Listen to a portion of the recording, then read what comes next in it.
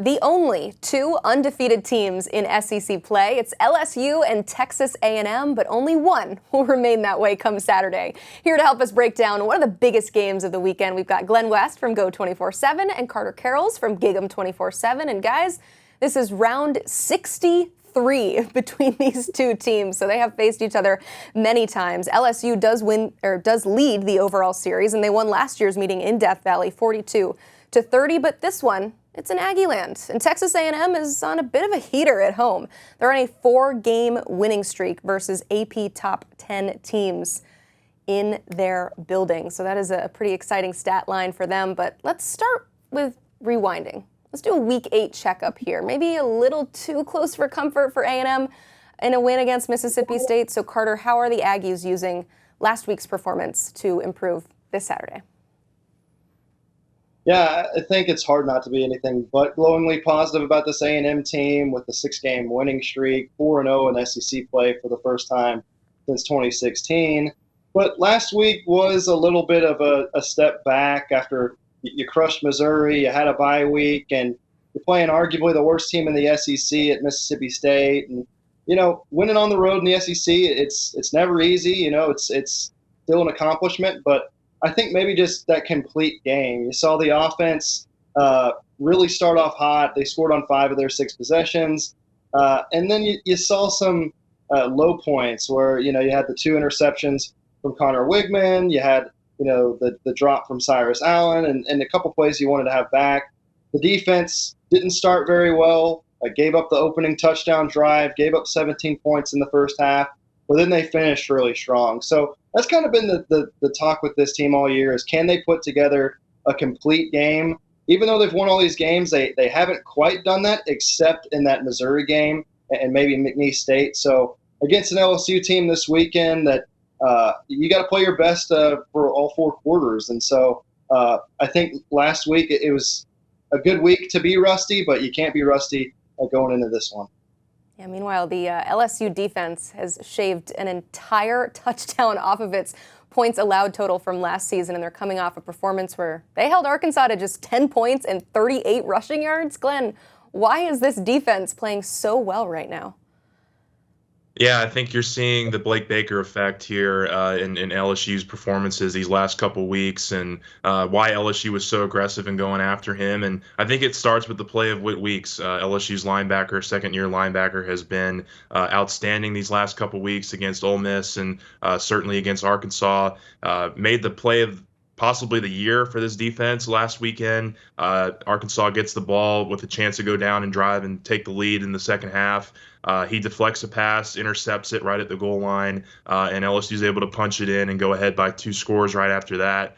If he follows that up with a sack on 3rd down on the next drive and really just kind of took the sails out of Arkansas's potential comeback there. So Whit Weeks has been a huge, huge reason for LSU's success over these last couple weeks. And, you're really talking about a defense here that, last year was outside of the top 100 in a lot of statistical categories. They've really flipped it around this year. They're top 35 in scoring. They're hovering around the top 30 in rushing defense this week as we approach this game as well. So it's been a real big time improvement in a lot of different areas for LSU, and it's been because of the development that this coaching staff has put forth for some of these players, and Whit Weeks is a great example of that. And as for the matchup on the other side of things, LSU's offense versus A&M's defense, Glenn, let's start with just how the Tigers match up. Yeah, I think offensively for LSU, what they've really leaned on this year for the most part has been the passing game. It's been on Garrett Nussmeier's right arm. They've really that's been their identity for most of this year. I think what we got a chance to see last week against Arkansas was this running game being able to complement them a little bit more and balance this thing out. So you had Caden Durham, the freshman running back, run for 101 yards, had 21 carries, which is a career high, 3 touchdowns. So they were able to find some success in the run game last week that I think really took some of the pressure off of Nussmeier from having to be kind of pretty much 90% of the offense. I mean, he'd been pretty much doing most of it by himself with these pass catchers for the first 5 or 6 games. So it was really important for LSU to get the run game going. I think that'll be really important against the Texas A&M front seven that's pretty stout and has a lot of talented players, guys that are going to try to get after the quarterback. This is an offensive line at LSU that is very very good at pass protection. They've shown that they are one of the elite in that regard. But if LSU can continue to kind of make strides in that run game and kind of help this passing game out a little bit more, this offense I think can hit another gear and really kind of take that next step as a unit. I just think this defense has had flashes of greatness, and then there's been times where explosive plays have kind of been an issue for them. They really had a big injury early in the season that probably doesn't get talked about enough in Tyreek Chappelle at nickel, and they've kind of struggled to replace that. They initially had Jaden Hill, the Florida transfer, and now they've kind of switched B.J. Mays from corner to nickel, and he's kind of assumed more of that role and has done a better job there. And so I think he's the guy you see there. And so he's kind of if there's one weakness to look at in this defense, that's probably the one. But outside of him, it's a very solid group. That defensive line has to be one of the best in the country, led by Nick Scorton, the Purdue transfer. A lot is made about what he does as a pass rusher, but what he does against the run is extremely impressive, really sets the edge and makes a lot of big tackles for loss for this defense. I thought last week was maybe the best performance of the season for the linebackers, particularly Scooby Williams, who had an interception.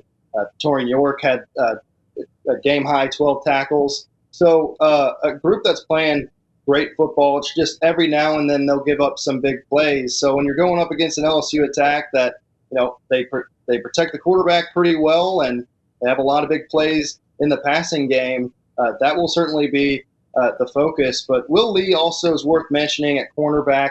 He has been extremely active in coverage this season, has about 8 pass breakups, been very sticky at times. And so he's somebody that LSU may look to challenge, but I don't know if they're going to find a whole lot of his success because he's had a great year. All right, let's do a quick quarterback status report. Both of these guys have been mentioned, but it's worth kind of digging a little bit deeper into Garrett Nussmeier and Connor Wigman. I mean, these are two guys that are very much in charge of these offenses, but what kind of play is it going to take to win this pivotal SEC battle? Glenn, let's start off with Nuss. Yeah, I think, look, Nussmeier has been probably the most consistent quarterback possibly in the entire SEC this year. I think you can look at pretty much every other quarterback around the conference and say there's been a dud in there, and I don't know that you can say that about Nussmeier. He's just been very consistent, very steady for LSU. I will say the one area here that he's going to have to be careful of, and something that he showed last week against Arkansas, he's got to keep the turnovers down. He had 5 turnovers over the previous 2 games against South Alabama and Ole Miss. He didn't have any last weekend against Arkansas, so it's going to be really important that when LSU goes on the road here, that they continue to have those turnovers down. There's no game-changing plays in the middle of this game, and if they're able to do this, or if Nussmeier is able to do that, I like LSU's chances of being able to move the ball consistently because they've proven that they can move the ball in between the 20s all season long, and Nussmeier has been a huge part of that. Yeah, and with Connor Wigman, I think the question is just which Connor Wigman are you going to get? There are times where, there's a reason why some NFL scouts and NFL draft analysts thought that this guy could be a first-round pick in the 2025 NFL draft. He can deliver a beautiful back shoulder throw. He can really squeeze it through tight windows and make some impressive plays that few can do. But then there's times where he just either doesn't have it or he makes the wrong decisions. Last week against Mississippi State, he had 2 interceptions, really could have had 4. There were 2 dropped picks on one drive. And one of his interceptions slipped out of his hands. Another one was just an ill-advised throw that was a little late. And so which one are you going to get? He tends to have not 2 back-to-back bad performances, and he tends to not have 2 back-to-back great performances. It's kind of like Jekyll and Hyde a little bit. And so you'd think that he could bounce back, especially in a home environment where you're going to have the crowd with you, and maybe he feels a little bit more motivated coming after a bad performance. I also think this offense has started strong in almost every game this year. they've scored on their first possession in all but one game, and they really like to lean on Le'Veon Moss. So if they can kind of be ahead of things and start fast, and then they can kind of shift to the running game, I think that can work out in Connor Wigman's favor. Just like we don't know what we're going to get from Wigman, we didn't know what we're going to get from this game, so we kind of pretended and tried to see what it would look like on EA College Football 25, and we simulated it on this video game 20 times. LSU won it 13 times on the road. So for each team, let's go ahead and start with the virtual victors here, Glenn. What's the biggest key to pulling out a win in the real game? Yeah, I think for LSU, probably the biggest key for me is offensively just keeping the penalties down, not having any of these game-changing plays on the road. Last week, LSU's offensive line and really the offense as a whole got called for 11 penalties on offense, and most of those were pre-snap penalties. And so those things really derail drives, and LSU had a chance to put that game away against Arkansas a lot earlier than they did. So if they can kind of keep those in check defensively, if they can slow the run game down with Le'Veon Moss, and what they like to do. I think LSU's in a groove right now that's really hard to match, and I think they've done a really nice job of finding some consistency in the front seven on defense. I thought Nussmeier and this running game have really kind of complemented each other very well over the last couple weeks, and we'll see if they can't ride that momentum here. But this is a budding rivalry in the SEC, LSU and Texas A&M, and this is a game that I don't think in the past years has had as much on the line as this one does. I think when you've gotten into these games in the last several years, it's been one team or the other or both have been kind of out of the playoff picture or the top of the conference picture. So this is going to be a real big time performance in a rivalry that's really just getting heated up here. Yeah, and I'd say for A&M, just starting fast is probably the biggest thing, because first of all, you want your crowd to be into it. To really affect this LSU offense. We've seen how much of an advantage Kyle Field can be. And then A&M, it's such a winning formula for them when they can run the ball with Le'Veon Moss and kind of activate that pass rush with Nick Scorton and Shamar Stewart and Shamar Turner. So getting that fast start, I think winning the turnover battle has been crucial for this team. The only time they lost the turnover battle was against Notre Dame, 2-0, which was a obvious loss. And so that kind of ties in with the other point of just Connor Wigman having a good game. I mean, every time he's had a rocky game, obviously it kind of holds this team back, because it usually means, hey, you're either losing the turnover battle or you're just not moving the football up and down the field consistently. So him having a good game. I think also just on the flip side, LSU, their whole thing has been how they've run the football up and down the field all year. But their running game has really gotten a lot better over the last few games. And so I think if A&M can make them more one-dimensional, where they're not getting 100 yards from Caden Durham, if they can bottle up the run game, it makes it a lot easier for them, where they can kind of activate that pass rush and kind of be in more predictable situations where they can get after Garrett Nussmeier. So, yeah, I think limiting the running game on that side would be a big key as well.